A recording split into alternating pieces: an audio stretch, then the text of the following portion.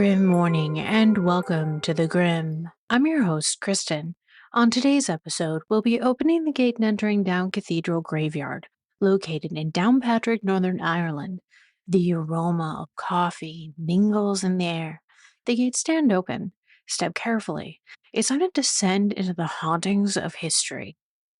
It's not often a podcast release day aligns with St. Patrick's Day, and when it does, there's only one kind of place worth opening the gate to.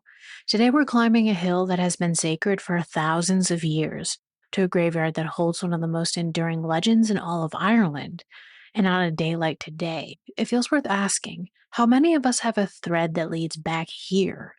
More than 5 million Irish immigrants arrived on American shores between 1820 and 1920. It's not hard to imagine that there might be a little Irish in all of us. Yet for all the celebrations, the pints of Guinness, the rivers dyed green, and the crowds dressed head to toe in emerald, how many people truly know the story of the man behind the holiday? Most assume St. Patrick is little more than a myth, a good story, or an Irish bedtime tale dressed up in stained glass.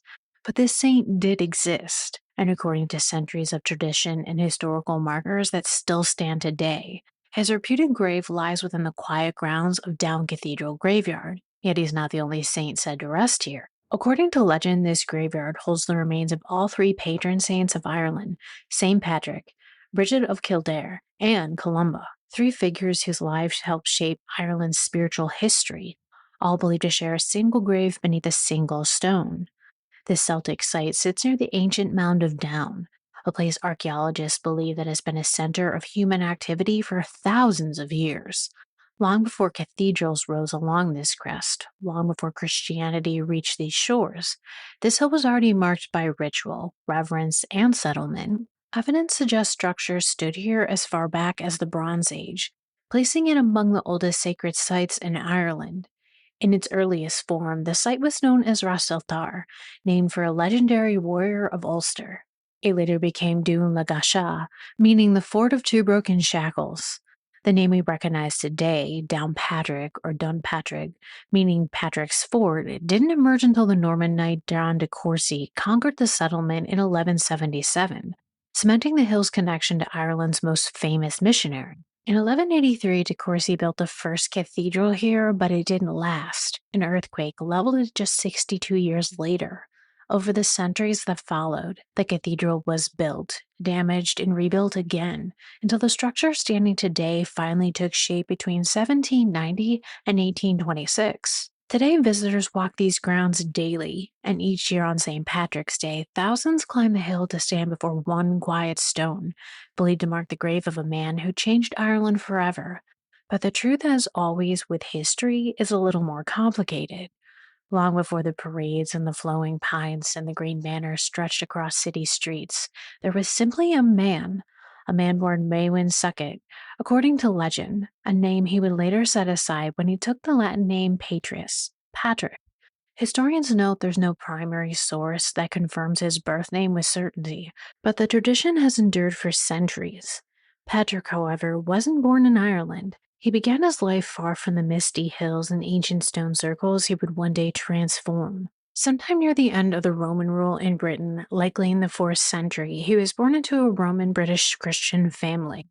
His father was a local official and deacon. His grandfather was also a priest.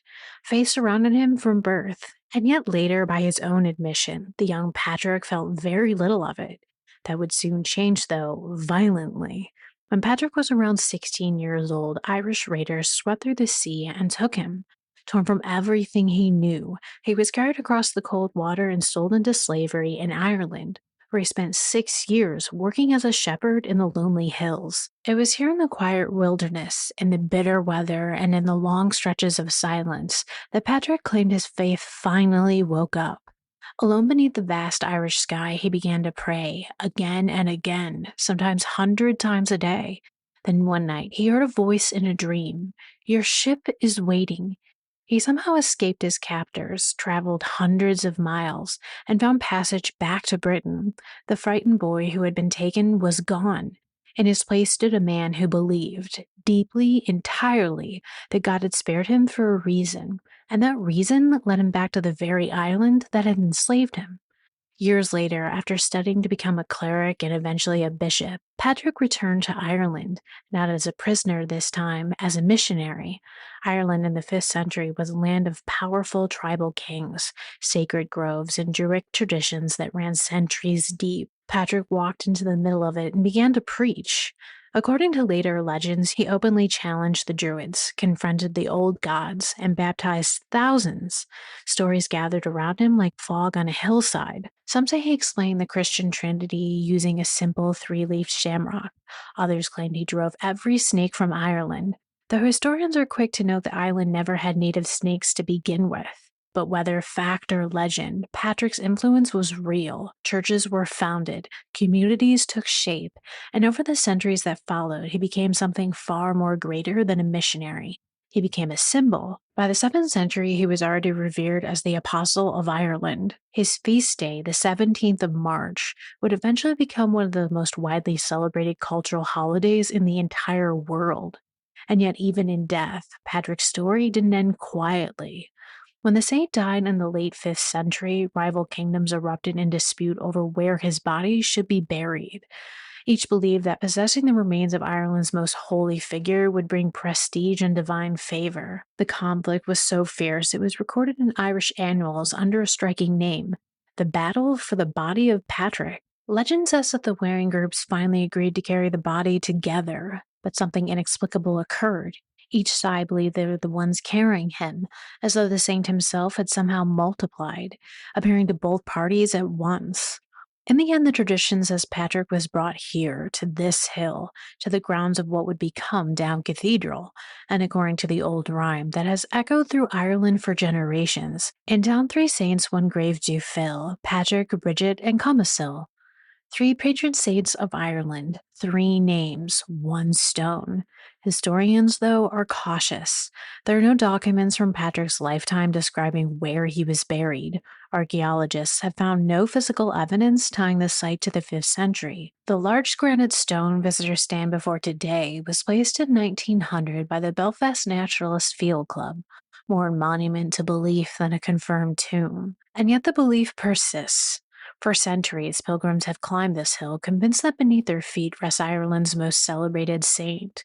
Perhaps it's because this ground was already sacred long before Patrick ever walked the island. Early Christians often built their churches atop older pagan sites, replacing not what came before, but transforming it. In a way, the spiritual history of Ireland didn't vanish when Patrick arrived. It simply changed, creating the legend we know today as St. Patrick. But with legends, one in Ireland transcends faiths and rivals St. Patrick in a way no man could ever. She's called the Mother Saint of Ireland, one of 3 pillars of the island's faith. But behind the gentle title lies a story far older and far stranger than it first appears.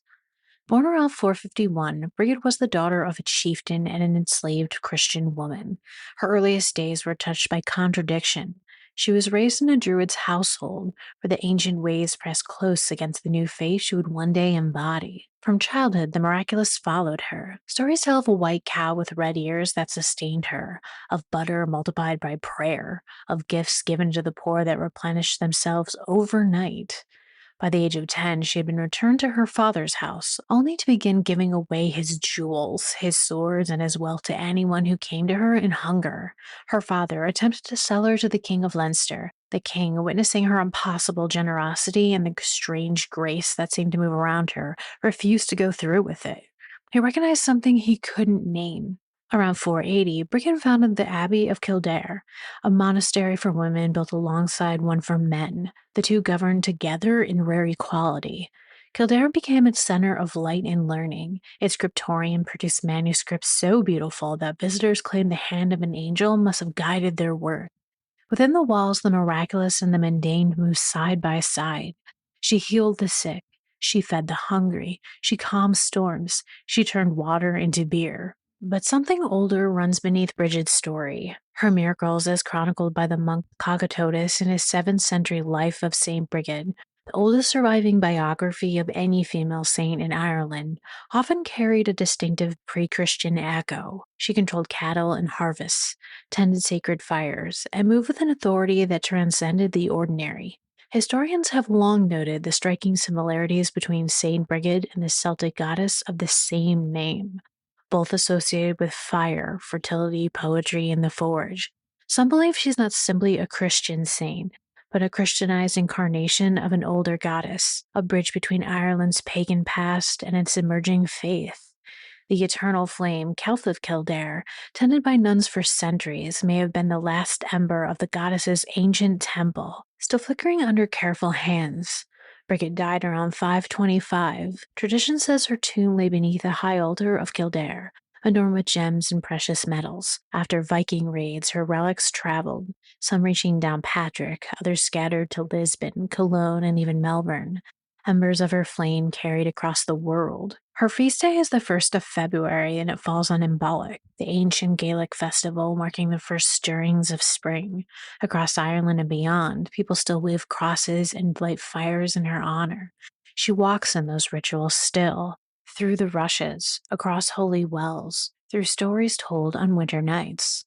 She is at once a woman, a goddess, and a story that simply refuses to die, burning brightly in Ireland's past and future. Yet Ireland's early saints were never solitary figures. Their stories weave together through the centuries, overlapping like shadows in candlelight. Patrick, Brigid, and others who shaped the island's restless spiritual history. Among them, one name drifts through the ages like a bird crossing dark water. Columba, known in Irish as Columcille, meaning dove of the church, is a gentle name for a man whose life was anything but gentle. He was born in 521 and was now Donegal, into a powerful Gaelic lineage tracing back to the legendary High King Niall of the Nine Hostages. By rights, Columba should have spent his life in halls of power, commanding warriors and claiming land. Instead, he turned towards something quieter: monasteries, manuscripts, and the slow, painful work of faith. He founded communities at Derry, Durrow, and Kells, each one becoming a lantern of learning in a darkening age. But Columba's life was not without shadow. The story that changed everything began with a book. Columba had secretly copied a psalter belonging to his mentor, Saint Finan. When Finan discovered it, he demanded the copy back. The dispute went before the High King Diarmait, who ruled against Columba: to every cow its calf and to every book its copy. Columba, though, refused to accept the judgment. The conflict then spiraled, drawing in clan loyalties and old grudges, until it exploded into the Battle of Cúl Draimhne in 561, a battle in which thousands lost their lives over a book, over a copy of a scripture. The weight of the bloodshed never left him. Whether Columba departed Ireland out of penance or because he could no longer bear to remain, no one can say for certain. Perhaps it was both. In the year 563, Columba left Ireland, vowing never again to set upon her shores. Some tales claim the monk who had taken up arms was judged for the violence of the Battle of Cúl Draimhne. His sentence, they say, was exile. He was to win as many souls for Christianity as had been lost in the slaughter. Yet the story is not so simple. The Chronicles of Iona tell it differently. In the second year of the Battle of Cúl Draimhne, the 42nd year of his age, Columba sailed away from Ireland to Britain, wishing to be a pilgrim for Christ. In this telling, he was not driven away in punishment, but drawn outward by a deeper monastic calling. Modern historians remain divided. Some suggest the battle itself was not fought over a sacred manuscript at all, but instead a dynastic struggle between clans. But whatever the cause, penance, pilgrimage, or politics, the result was the same. With 12 companions, Columba crossed the cold sea in a small leather-covered boat. They landed upon the remote island of Iona. Here, battered by the Atlantic winds and stripped of everything familiar, he built a monastery upon that lonely rock, one that would grow into one of the most important spiritual centers of the early medieval world. From Iona, Columba and his followers carried Christianity deep into the lands of the Picts, the fierce tattooed people of what is now Scotland. As the years passed, stories of miracles gathered around just as they had gathered around Patrick and Brigid before him.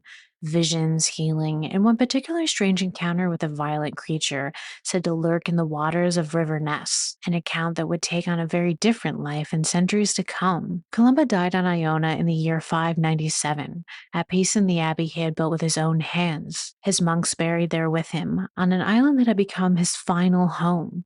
But even in death, his story continued to travel. In 849, his relics were divided, half remaining in Scotland, the other half carried back across the sea to Ireland. Tradition holds that they were laid to rest on Cathedral Hill in Downpatrick, beside the other two saints whose names are forever woven into Ireland's soul. Three saints, one stone, one quiet hill. Patrick, who was taken from his home and chosen to return. Brigid, who bent the world around her will, left a flame that never fully went out. And Columba, who left everything behind and built something extraordinary from exile. Three very different lives, three very different stories. And yet, here beneath the hill, tradition says they rest as one. You might expect a place carrying this much history, this much legend to be thick with hauntings. Yet Down Cathedral Graveyard is remarkably quiet in that regard. There are no long records of shadowy figures drifting between the headstones, no whispered accounts of restless spirits wandering the hill after dark, no infamous apparitions, or no ghost stories that have lingered for centuries. In a way, that silence feels almost fitting, because this place has never truly been about fear. Over time, it's become something else entirely, a destination for pilgrimage. For centuries, people have made their way to Down Cathedral not in search of ghosts, but for something quieter. They climb the hill, they stand before the simple granite stone.